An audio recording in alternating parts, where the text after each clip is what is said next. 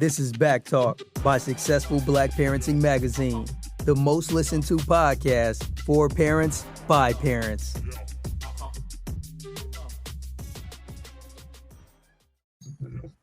Hey there, everyone, and thank you for listening to Back Talk by Successful Black Parenting Magazine, the podcast talk show for parents. I'm Janice Robinson Celeste, your host and publisher of Successful Black Parenting Magazine. I want you to tell all your friends and followers about the show. So go to our Facebook page if you're not already there for Successful Black Parenting and share the link with your followers right now and let people know you are joining us. But even better, if you can click into the options and start a watch party, that brings everybody in and they'll get to hear all this great content. In addition, you can comment on Facebook and I will post the best comments live on air. Know that our hashtag for the show is hashtag Backtalk. We'd love to find what you posted about the show later on air. Now, my guest today is Norman Alston. Hey, Norman. Good morning, Janice. Thanks for having me. Now, he is a math genius who has been seen on TedX. Norman has an innovative approach to teaching mathematics and learning numbers. He is constantly developing new community-based initiatives and services to support higher mathematic achievement in Black children. He dreams of seeing a nationwide mathematics renaissance where students simply learn to love numbers. So I'm so glad to have you here, and I thank you for coming on Back Talk. Thank you for having me. So, well, no problem. How did this fear no number thing come up? Tell me about that, because I heard you say that in your talk many times. What is fear no number? Well, fear no number is an approach to teaching students to work algorithms to understand the operations of addition, subtraction, multiplication, division, but from a point at which it's just not so rote. It's by patterns. It's by using the abacus. It's very hands-on. The idea of fear no number is born out of my own experiences as a child in Seattle Public Schools, where I learned a fear of doing numbers working with mathematics at school. So fear no number is basically an idea that every child can be a number theorist. Every child must master arithmetic, and it has to happen in the early grades. So we build a lot of our programming around arithmetic, and we call those algorithms and those processes along the abacus fear no number. And we're really clear to our students about being unafraid to do mathematics.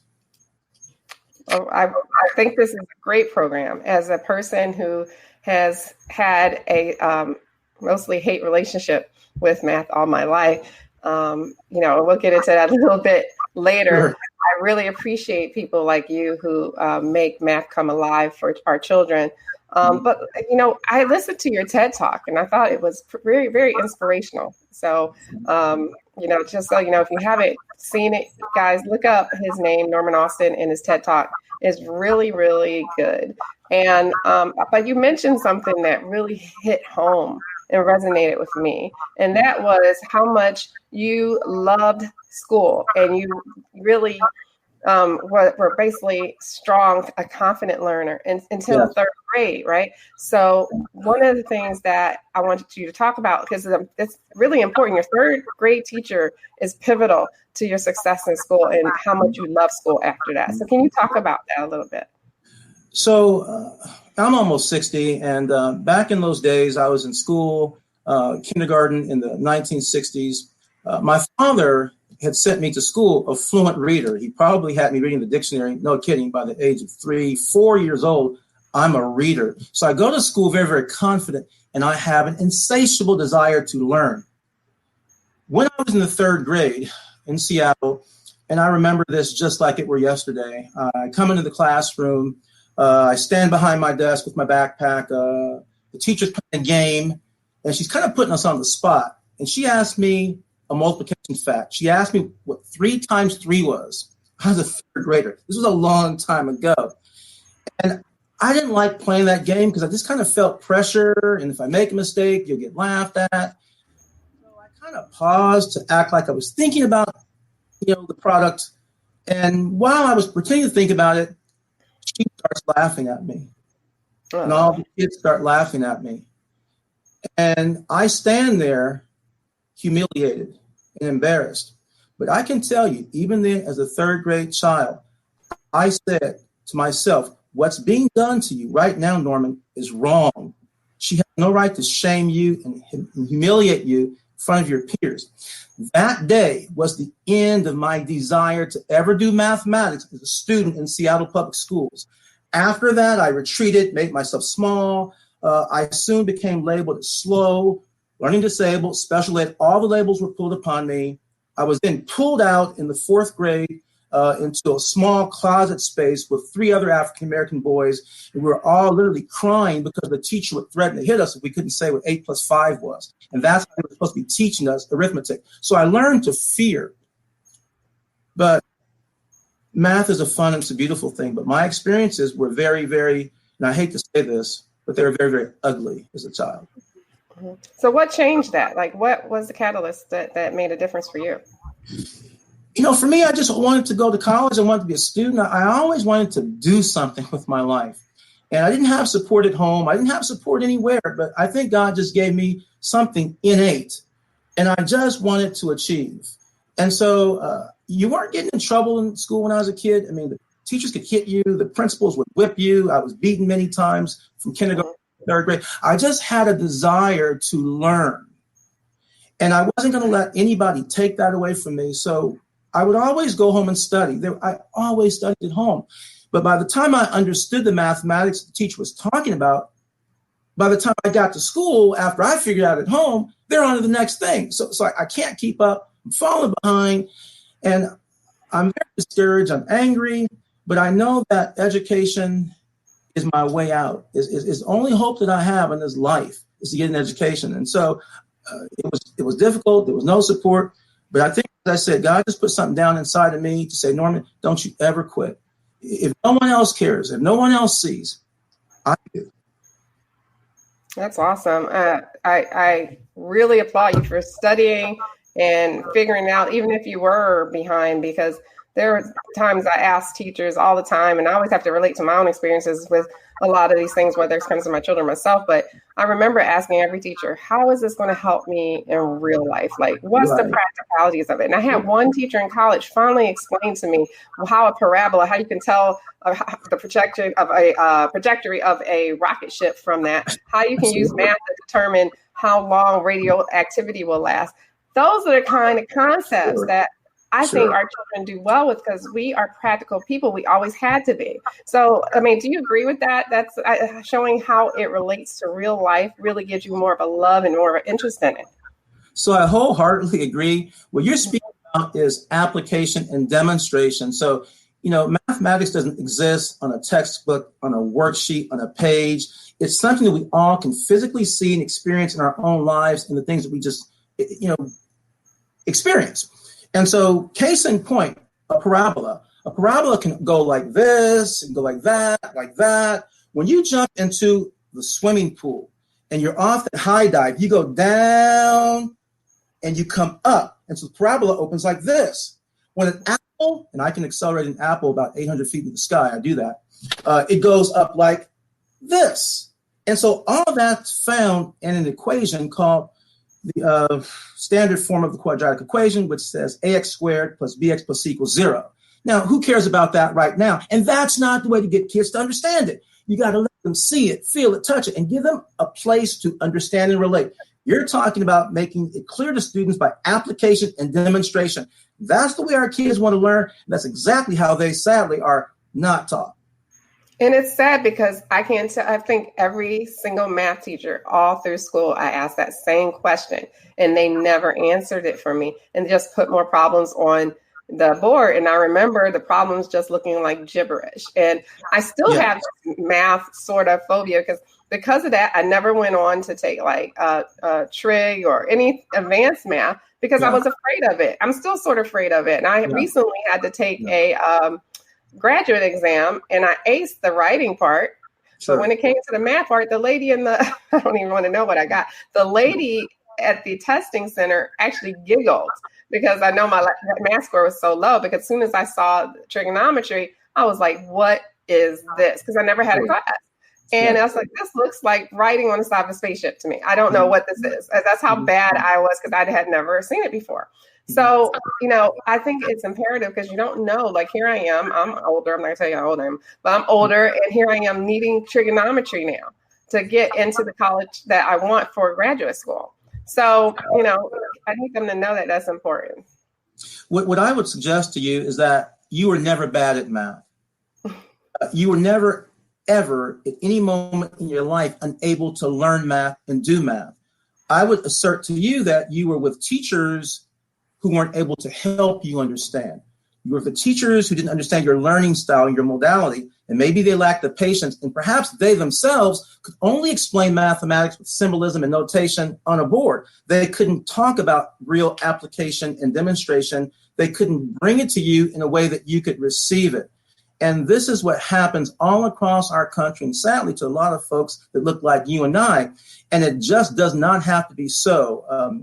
I'll say this really briefly. I also understand the school to prison pipeline because my wife and I have a prison ministry, and we go into the prison work release facilities in our area. And we talk about math, and we help people with GED and get employment math done. So I'm talking to this young Puerto Rican guy, and he says to me, Mr. Alston, will you help me with fractions? And I just smiled and said, yes, I'll help you with fractions. And so we started talking, and he began to share a story with me. And he said, when I was a kid in school, I wanted to learn. He said, but I didn't understand. And so the teachers would only, and I'm quoting him, he said, but the teacher would only help the students who were already successful. Me, because I didn't understand, they wouldn't help. It took me about 2 weeks to get him straight in fractions. He's since been released from prison, and now he's employed working in the field that he wanted to work in, which is putting in hardwood floors and working with his hands because measurement is a tool that he needed. And I said to him one day, and I started crying when I said this to him, I said, it was never your fault. You were always able to learn, and it had nothing to do with you. And I need to get in front of as many adults like you as I can, because I'm not interested in helping the school system per se. My mission when I speak of a mathematics renaissance, a rebirth and a revival of simply learning the love of learning to do mathematics, that has to be given back to our community. And I have to find people like you who may have had not the best experiences growing up and change them and transform them and reform them, because you give me an hour with anyone that's a math phobe, and I'll start turning them around in that space. And after a while, they'll go out and do what I've done, right? And we cannot expect academia, professors, school districts to fix this. This is our school. This is our community. These are our children. And we have everything that we need amongst ourselves to fix this. I love that you said that. I want to address that further later on. You actually brought a tear to my eye when you said, it's not you, it's them. And I think so many of our children need to hear that. But I have a question from the audience I want to address. Linda Washington Coleman, she asked about test scores because, everything is measured in schools. And even though we have different types of articles on our website about how testing is biased toward our children, I want to address that because your schools are being rated now ABCDs and getting report cards. And their main goal is to teach children how to pass these tests, basically. But how can, and I've actually heard as a teacher, I'm a former teacher, I've actually heard in faculty meetings, there's only a certain group that's bringing our scores down. And you know who they were talking about. Sure. They were praising the Asians and the white children, basically, but that certain group was bringing down their test scores for the school. How can parents help to raise their child's test scores in math? I would first say that the test should never be the focus. And for me, the reason why we have students that we feel are struggling on, quote unquote, the test is because they've never sufficiently been taught well enough and they've never received the support that they need. Now they're in a situation where they're getting a test. How many of us like somebody just to give us a piece of paper, sit us down, and we put the walls up and say, take a test? So that in and of itself can be really, really difficult. I also will tell you that there's so many different ways to find out the brilliance and the uniqueness and the capabilities and abilities of a child without giving them a bubble test, a short answer test, a true false. There's so many different ways that we can alternatively assess our students. One of the problems that I have with high stakes is typically biased against our students. And You have so many students who have parents who can put them in enrichment programs. There's Kumon, there's Princeton Review, there's Kaplan. There are students who prepare to take the SAT. There are students who are coached. Right? And so 2 issues with testing. It's biased. The second thing is it's often not the best way to learn what you know. And now the school systems and the districts all across this country have gotten parents and kids into a frenzy that their evaluation of who they are is based upon this piece of paper. And that's wrong. Right. That's right. That's exactly what's going on. Teachers' raises are based on partly on those test scores. So now we teach the test and we don't teach the mathematics. If we taught students properly and taught them arithmetic very well through serial number early and taught them basic algebra, by the time in the 6th grade, they'll have skills to understand. And they should get some coaching if high stakes testing is what you as a parent value.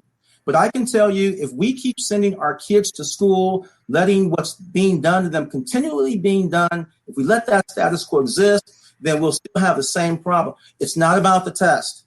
It has nothing to do with testing. Why is it the case that our students are said to be underperforming?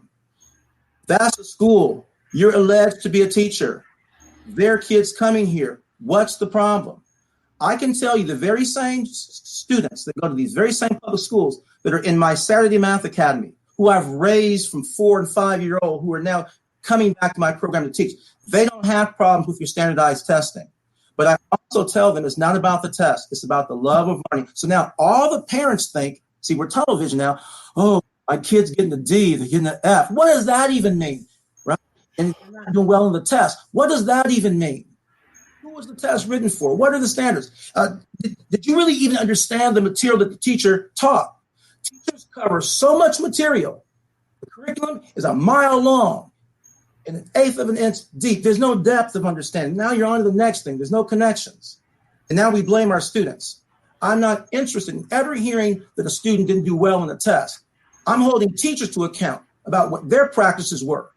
And parents and communities, what are you doing apart from school? What are you doing outside of school? What enrichment activities are you doing with your child? What are you going to do? You can't rely on the schools anymore. But now we're all focused on the test. And that's what we want us. That's not the place we need to be.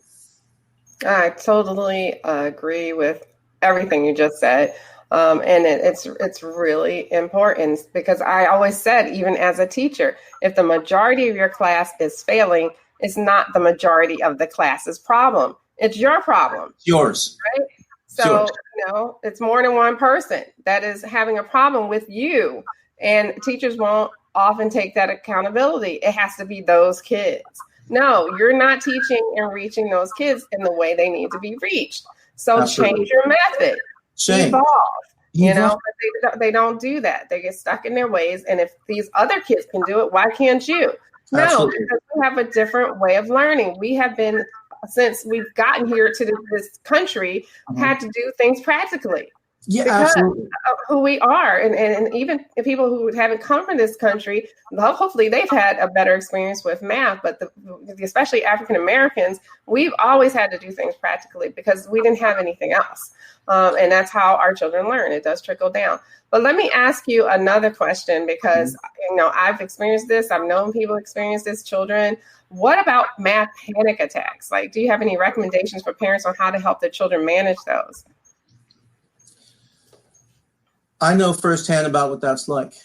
And so here's a case in point. I remember our daughter, she was little. My wife was asking her about a math question that she had on a piece of page. And when my daughter gave the wrong answer, her answer, let's say it was about addition or something, it was just so completely askew from what reality was, right? And I could see her just getting tense with my wife. And so she's just saying anything, right? I think we do a lot of things that produce anxiety when it ought not to be there. No one should be teaching children without frivolity, fun, smiling, and laughter. We really have to kind of bring that way down. Now, in my program, I don't even call any activity a lesson. It's an engagement. We're just kind of together.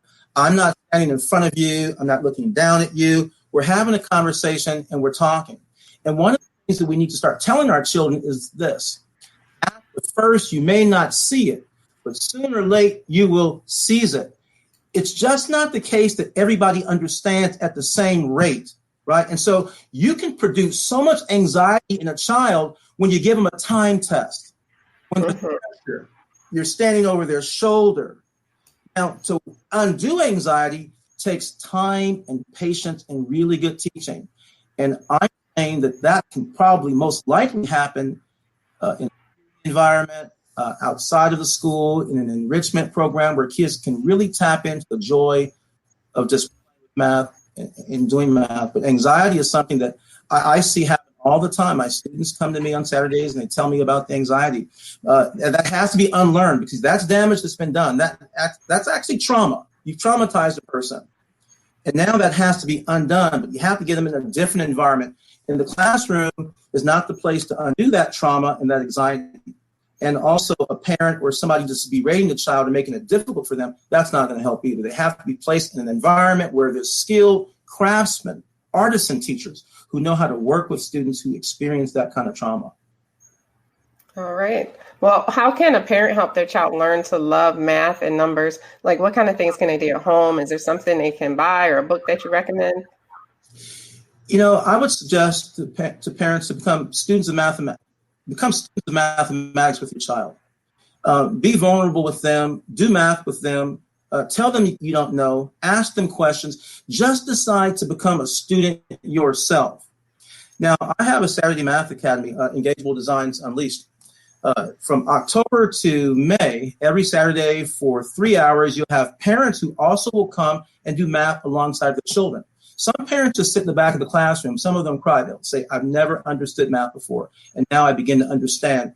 And so I think in our homes and in our communities, we need different places for our kids to do math in a safe space. And as a parent, it's a great thing for you to say to your child, I want to learn with you. I want to learn alongside with you. Now, there are all sorts of resources out there. I'm going to be honest with you. You would have to convince me if I was growing up in this generation why you would even send me to school based on what my experiences were, because everything is here. There's websites, there's apps online that teach you how to use this device. I mean, there's so many things that we can do that are online that are free, right? And so just start immersing yourself in websites, devices, games that are free. In our community, we have a store called Math in Stuff. Math, apostrophe, in Stuff, Stuff. And every time I go there, I'm the only African American in the store. There are certain places that we can go to. There's museums, there's stores. They sell all sorts of math games, puzzles, and toys. Go on to Amazon. Ask me, ask anyone. But I think you have to have the initiative to decide that you yourself as a parent are going to seek out the resources that are free that you can use to engage your child at home. And then set up a Saturday Math Academy. I'll show you how to do that too. So can you tell people how to get in contact with you now? I'm going to ask you again at the end, but how to get in contact with you about the Math Academy? Because we have a question from Bailey Reunion here. So the easiest way is to get me at my Gmail account. Let me give you my Gmail account. It's very simple. Fear, no number. The word fear, no, N-O, number, at gmail.com. Fear no number at gmail.com. Anybody that hits me up there, they'll get an instant reply. Fear no number at gmail.com. Did you guys get that? Fear no number. I'll put it up on the screen in 1 minute. Fear no number at gmail.com. Okay, I have a few more questions for you, but this is so good. I don't want to end it right now, so I hope you have time to keep talking to us. Good. That's great. Okay, so that's all I want to hear. So there we go. Fear no number at gmail.com. So what do you want to see for Black children specifically when it comes to math? What do you hope for? Right now, I tell people this all the time. One day I'm going to walk in this classroom door and you're going to see me for the last time. So as a man of my years now, I'm thinking about legacy. I have 7 grandchildren, and I'm really trying to think about what happens after I'm gone. And it should not be the case that Black people have to start over and over again. I want someone to build on the foundation that I've established. Here's a case in point. I have a lot of students that I work with who are middle schoolers, and they say that they hate math. So here's my solution to them. You've got to be proficient, but here's what I want you to do. I want you to teach mathematics to my K-5 students, and I'll pay you to come to Saturday Math Academy to teach mathematics to the children that are younger than you in the community. So if you're a 6th, 7th, 8th grader, I expect that you can help a 1st, 2nd, 3rd, or 4th, or 5th grader. And if you need some help from me and my staff, adult staff, we'll help you do that. I want to transform you. So here's what I really want to see in my own program. I want to see more teachers who are 12, 13, 14, 15, 16, 17, 18, 19, and 20, who are from this community and who have a commitment to the students in this community, who are coming to teach the kids that are younger than them how to do mathematics. And you don't need a teaching certification to ever teach anybody anything about mathematics. You need care, concern, and love. And me and my staff, we get young people into our program, and we're training them to teach. Right now, we have a pool of young teens who are teaching in our program. Our 6th, 7th, 8th graders are only taught by former students who are now in high school or college. So I have to raise up a generation, this is a grassroots thing, of young students in our communities who say to themselves, I can teach as well as my teacher. And I don't even have to go to college to do that. That's fantastic. That's a renaissance. Well, one of the best ways to retain concepts like math is to have kids teach them back to you. So that helps them learn not to forget the rules and formulas for math or anything. And it helps them to problem solve. So parents hear that. If you don't hear anything else, when you teach your children something, have them teach it back to you. You know, you don't have to do it right away because that's rote, but give them a couple of days and have them come back and teach it to you. And that way it will stay with them forever. It stays with them forever, if not for just a long time. So I highly recommend that. I think that was a great suggestion. Now, I want to go back because you answered a couple of my questions in your answer already, but you once said that in your talk that you can't learn when you hate something, right? You can't learn it, right? It's hard to like wrap your head around that. So can you talk about that for a minute? I tell my students, it's not the case that you don't know mathematics. We use math all the time. But I need to find a point at which to connect you with some mathematics that you understand and that you enjoy. So if it's basketball, well, I'll tell my students, if you made 7 out of 8 shots, what percent did you make? Using percentages. We're using rates and ratios all the time. I ask my students to talk about measurement. I ask my students to physically draw something. I ask my students to make a vision board about division. I ask my students to look at art. I find some point at which my students can understand and embrace math.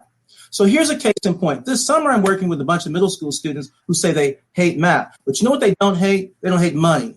They don't hate cash. They don't hate understanding how money works. So we tell them that money makes money. The money that money makes more money.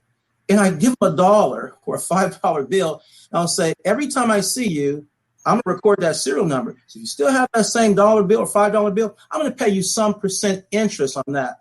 And if you keep that money, I'll pay you the interest on the money that you already earned. So now we're taking simple interest and showing them a situation of compounding interest. And then you show them how to do the calculation. They don't care. They just do it. Because I tell them after a while, look, how much money do I owe you? Wait if you do the calculation. Now they have to show me. They want to get paid because I have a stack of cash and coins right here for them, right? I have students who sell candy at school. And so we'll get a bag of candy and we'll ask them about how much are they going to make off this bag of candy. And then what's their profit and loss? How much do they have to sell each piece of this in this bag to make a profit? I mean, we have to find points at which the kids already understand, and then the math has to be interesting. No one's interested in solving the quadratic equation with pencil and paper. It's just not fun. Let's be with that, okay? Give me something I can do. I tell you. No, that's right. That's absolutely right. Now, how can parents who really do well with math and numbers, how can they give back and help children in their community? What can they do? Volunteer, go to the schools, set up after-school enrichment programs, and if they're so inclined, don't ever go around telling people that you're smart, because now people begin to think that, well, okay, that's why you can do it because you're smart. And since I'm not doing it, that means I'm not smart. So just tell people that you enjoy it and you want to share that enjoyment with them, because doing mathematics is not a function of being smart. It's a function of effort. And if you have the time and if you have the inclination, then go help someone else in your community. The teachers are challenged to do all they can do. The public schools are a system, and they're going to keep doing the things that they're systematized to do. So we on the outside have to come to our students and give them solutions. But everybody in our community should be opening up little, hole in the walls and enclaves and, libraries or in your home or in your church, and giving kids opportunities to do math and enjoy math outside of the textbook, outside of the worksheet, outside of the school. And everybody that has that skill that even alleges to be mathematically inclined should also be volunteering and helping out. Fantastic. Let me ask you, do you have any last words of wisdom for parents who are listening, how they can help their children to be successful in numbers and math, and even down to STEM, because STEM is part of, math is part of STEM. So Absolutely. Can you talk to them about any last words of wisdom that you want to say? Absolutely. If they're parenting young children, and I'll say especially if they're young in elementary schools, please make sure that they learn to read very, very well, because mathematics is a function of reading as it is of arithmetic. So make sure they can read really, really well. Get them exposed to fun, playful ways to do math, games, puzzles, toys, conversations. I mean, when I see a vehicle going down the street, I'm trying to, buy that number, add it up, is it a prime, a composite number? I mean, just engage them in conversations where you're in the car, the course of your day. We've heard this said many times before, when you're in the kitchen baking, get them to start using numbers and having conversations. And if they don't say something or do something quite right the way you think they should, don't judge them. Give the children, when they're young, great opportunities to just play and have fun. The business of young children is to play in the first place.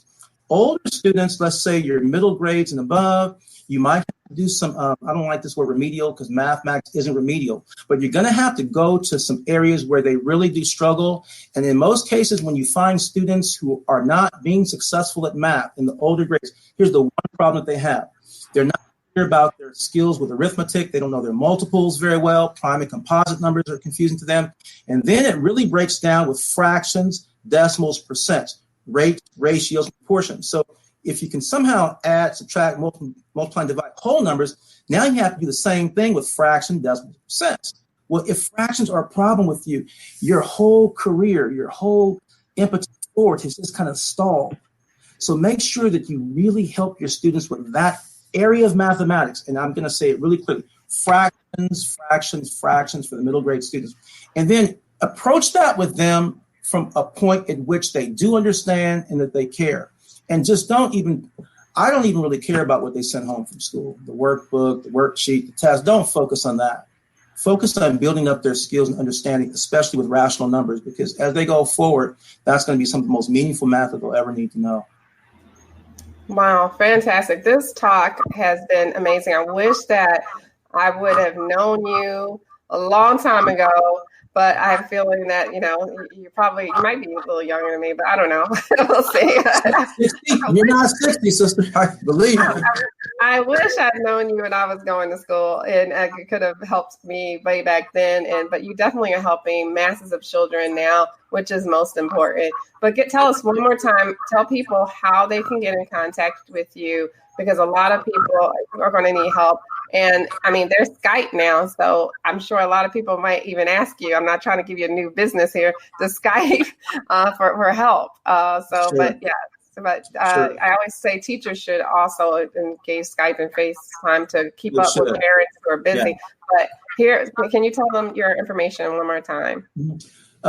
Easiest way to get me is my email address, fearnonumber. That's 3 words. The word fear, N-O, the word number, fearnonumber @gmail.com. Any email I get, I'll reply to it. I'll respond to it. I have a heart and a passion to help kids and help parents. My wife and I were planning a trip to Tampa. The hurricane that was not, didn't go to Alabama either. We weren't able to make the trip. So we had to postpone that. So, but I was in Philadelphia. I mean, we just want to take Saturday Math Academy and the things that we do on the road. So if any community anywhere asks me to do anything, I'll endeavor to do my best to support them all the time. That's I hope our paths cross other than electronically in the future, because I think that's what you're doing is remarkable. And I want to thank you, Norman, for coming on our show. I will. But I want to thank you for coming on the show. So we really appreciate you being here. And for everyone else everyone else who's listening right now, because we had a lot of interaction. If you were able to see the video, I want to thank you all for participating and for listening to Back Talk by Successful Black Parenting Magazine, the podcast talk show for parents. Now, if you missed part of the show, no worries. You can just wait a few minutes and click play for the replay of the podcast. Share it with anyone who needs to hear it, and let's get the word out. Okay, so it's very important to share it. Now, our next episode will be on Friday, September 20th at 6 p.m. So we have a night one, and then we have a day one on Saturdays. But on Fridays, it's at 6 p.m. Pacific Daylight Time and 9 p.m. Eastern Daylight Time. So if you're on the East Coast, it's 9, West Coast 6. And I will be interviewing Dr. Dorette Noor Hassan. She is the author of Miracle Baby, A Fertility Doctor's Fight for Motherhood. And if you have had trouble conceiving or you know of someone who has fertility challenges, be sure to tag them in her post on her Facebook page. You'll see that it's up now. And be sure to hit the Get Reminder button on the post so that you don't forget to tune in as well. And you can ask questions live in our chat on our Facebook comment section. And if your question gets picked, I'll put it up live on air and I will ask that question. One more thing. Don't forget to follow us too. We are on Twitter. So I said Twitter. We're on Twitter at Black Parenting One, and on Instagram we are on we're at Black Parenting Magazine. So it's a little bit different for Instagram. Our website is successfulblackparenting.com, and it's full of good content to help you thrive and not just survive as a parent. And finally, be sure to rate our podcast. And until next time, we'll talk soon. Kwaheri, which is Swahili for goodbye. See you guys soon.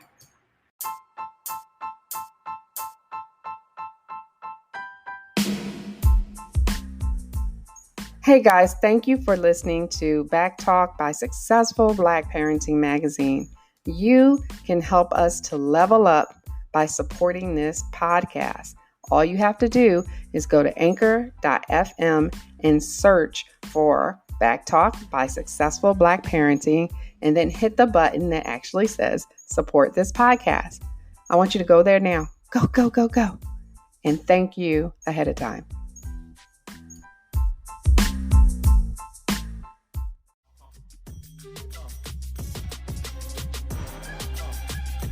Thanks for tuning in to Back Talk by Successful Black Parenting Magazine. We'll see you soon.